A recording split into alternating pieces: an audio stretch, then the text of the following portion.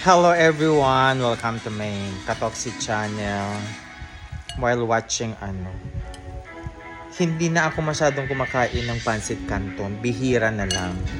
So, try ko lang uli. Actually, matagal na. Parang ilang beses lang ako kumain ata to sa isang taon. 4 or 5 packs. Try ko lang. Kasi nagre-crave ako. Ang sarap. Soy mansi. Mm.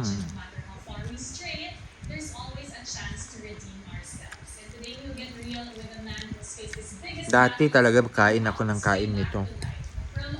Pero ngayon,